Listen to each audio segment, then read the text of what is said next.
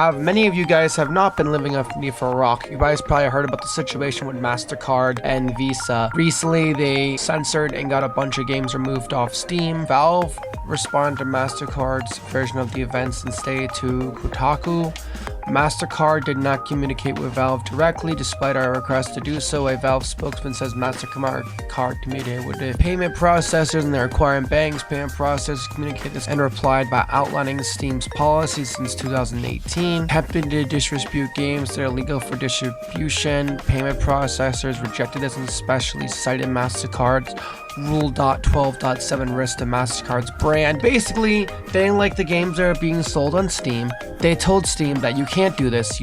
If you don't get rid of this, we will not do business with you. Basically, is what they told them. Now, at the exact same time that this whole MasterCard Visa thing's been going on, this video came out recently, and it kind of irked me a little bit. Digital platforms are being misused to subvert science and spread disinformation and hate to billions of people.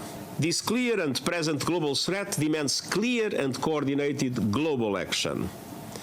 Our policy brief on information integrity on digital platforms puts forward a framework for a... Now, number one, digital platforms are not used for hate. I got into YouTube because I enjoyed gaming, like posting videos, having fun doing it, streaming, talking to my community, stuff like that. I have a lot of viewers that are underage. I have a lot of viewers that are older. I have a Discord server. I have mixed age groups in there, and I've never ever had a problem. And if I ever did, maybe inappropriate stuff, I immediately ban the person and report their... This guy is basically trying to claim the internet's used to push racist and messed up agendas. Yeah, it can be used for bad, but it can be used for good. Just like a politician could be bad or good. It's up to what people think and way they act. Same thing goes for them. So I think this bill's stupid, but let's resume the video. Concerned international response. Age restriction, but each country has a law for their own thing. But this video explains it better, so let me play it real quick. The question of jurisdiction as well. You know, the server will be in one country, the person writing the message will be in another country. We've arguably seen this a little bit with the riots recently. But do you foresee a point in the not too distant future where other countries are going to have to follow Brazil's lead and take actual action against platform owners for the dissemination of disinformation? Well, I certainly see a position where the world's going to have to come together and agree some rules around social media platforms. And I think that's... See, the problem with something like this is in the United States, you have your amendment rights. If they hypothetically did this, they'd be overstepping on your amendment right. And they already are with a lot of stuff that's going on that I'll get into more in the video, but they're overstepping a lot of things, and each country's built different. Like, let's just say your amendment rights, right? You can't just force North Korea to be a freer country or South Korea, you know? Quite what the answer is and what the right system of regulation is, I'm not sure, but I'm sure there should be, and there's got to be, because it's not just, you know, how people can provoke, you know, hostility and hatred, but I think, and I don't know what the answer to this is, you know, and I'm just saying that. I don't. We can't carry on as we are. But we can't carry on as we are. What they're worried about, and this has been a big worry since when the internet first started up, I even talked to my dad about this a couple times, was when the internet first became a thing, people were worried it was going to change things. It was going to change how messages, how freedom of speech was, it was going to change what could be said and how things could transmit to multiple people. And I think the impact on young people particularly, when they got access to mobile phones very young and they're reading a whole lot of stuff and as someone that's the first games I got into was Clash of Clans when I was a little kid, then yeah, I can vouch for that to an extent. I have issues already. I'm not going to go through it. I'll make this video an hour long if I did. But yeah, I can see what he means to the phone things and the game kind of a game addictions, but that's up to the parents. Receiving a whole lot of stuff that I think is really messing with their minds in a big way. And as I say, I'm not sure what the answer to it is, but I'm sure we need to find one. The question of jurisdiction. Yeah, that's what he had to say. I don't agree with it one bit, because like I said, it's up to the parents to take care of their kids. And plus, we have YouTube Kids for a reason, I thought. It's not like the whole reason, like... To my main storm thing, this stuff all came out during the exact same week as this stuff was popping off. Basically, YouTube put an ID thing in effect now where YouTube was rolling out AI in US detective users are actually under 18. It ignores the state age and applies restrictions to users suspected they are teens. And there's plenty of YouTubers that make Roblox games, make Minecraft videos. Maybe you don't show your face a lot. This AI thing is going to mess up so many people's like careers, so many people's jobs, their only way to make money. It's gonna mess up a lot of things. There's also a petition right here. It says YouTube say no to flawed age verification at 313 signatures, but this is kind of outdated. By now, I'm thinking it's in the thousands, maybe millions of people have already signed it. And this is another one which I think YouTube's trying to cover up these new things they're passing through, where it found that YouTube's algorithm pushes towards a happy and entertainment focused video if it consumes too much political content. This is an image of Spotify now. This is age restriction content and checking your age. Partner with YouTube to trust a digital identity company to help identify if users are eligible 18 access some Spotify content. Features like music videos that are labeled 18 by right holders. I think that's stupid. I'll tell you why. I was a kid, I listened to the most like brutal, swearish, like just absolute degenerate music possible at like 6 years old.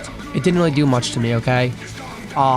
But with Spotify as well, like Spotify is all it really is music. There's plenty of kids that listen to swear songs and stuff like that, like, you know, just verbal stuff. I don't think this is gonna do much, and I don't think it should be up to them. Once again, it should be up to the parents to allow them to listen to what they want to listen to. Because now there's VPN stuff going on. For everybody who's out there thinking of using VPNs, let me just say to you directly, verifying your age keeps a child safe.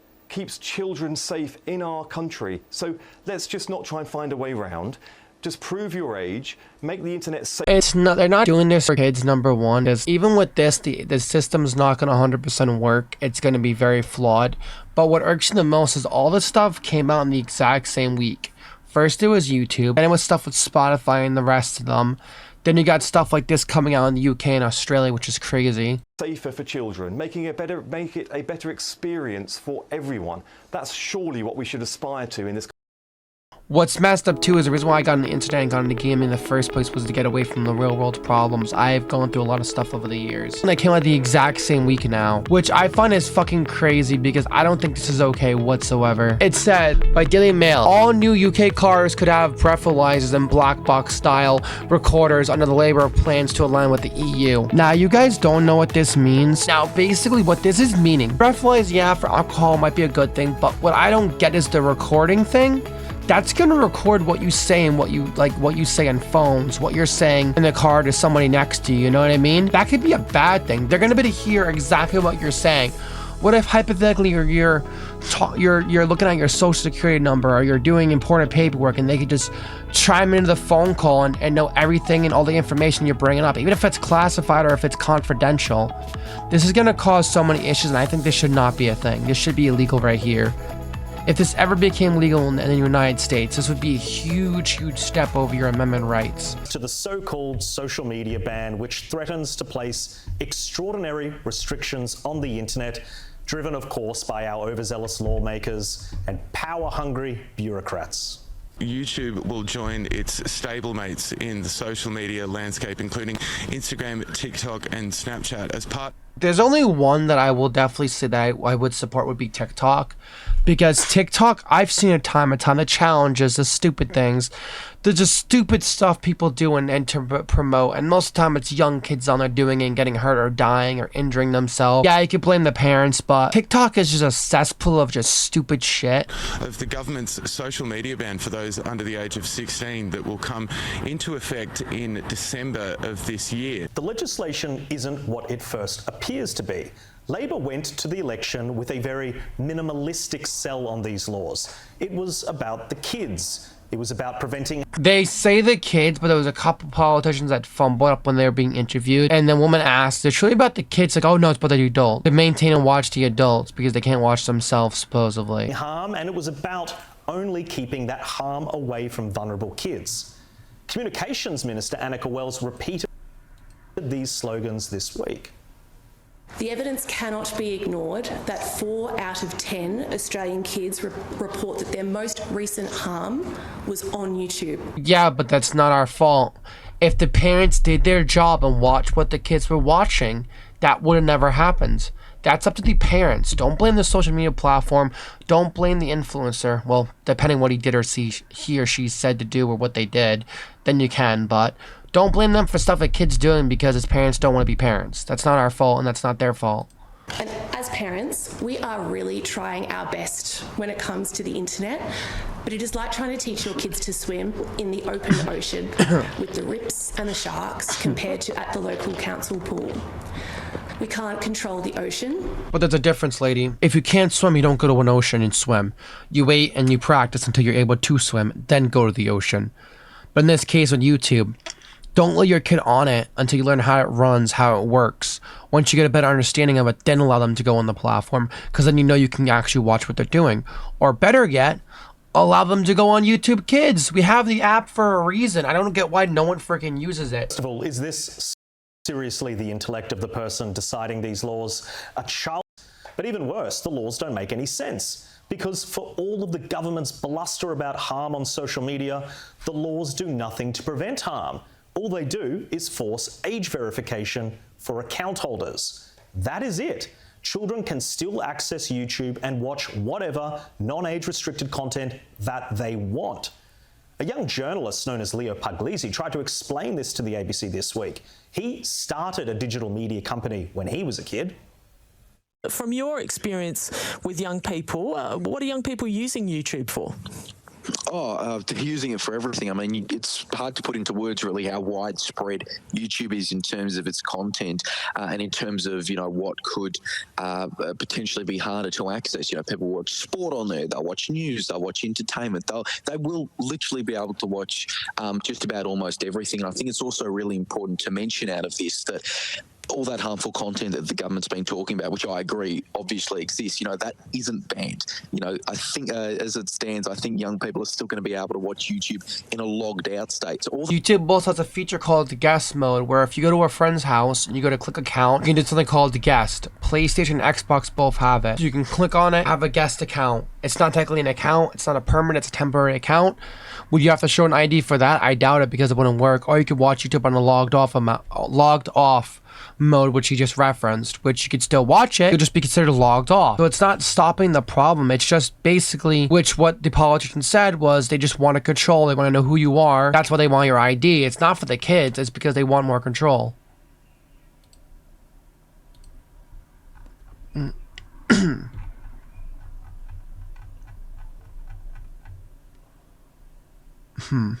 Now, if this wasn't bad as well, I'm going to be frank here.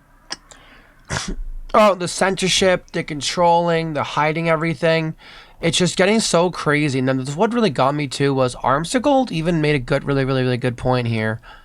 And what I mean by that is he even made a really good point, because he was saying that they're just doing it because they can do it. And it's been like this for so long. They don't want people to have such freedom of speech no more. They're learning very hardly that people have too much control. And they don't like that. They want the control back. They want to have everything back. They don't want people to have control. They don't want people to be able to control what they do, what they say, whatever. They want that control back. And that's why they're pushing so hard on it, basically. And it's getting ridiculous now. Because, oh yes, this is what really got me too, guys. It's now gonna have something new where it's gonna have 18 plus only. It says basically Grand Theft Auto correspondent of gangland voice risk and head-on collusion with the new online safety laws. They're gonna be censoring GTA 5 basically. I mean GTA 6. When it comes out, you're gonna have to verify your age to even be able to play the game. That's crazy. Crazy times we're living in, big time. Even look at this, man. Another good one for the ID thing. It's like, I got this from the first 11 new kids. I don't want it to my ID. It's so that the internet has breached this level of privacy. It used to be a place where people could express their views in real life, could express here, but now all it is, that's gone. It's no longer anonymous. We need a new anonymous space.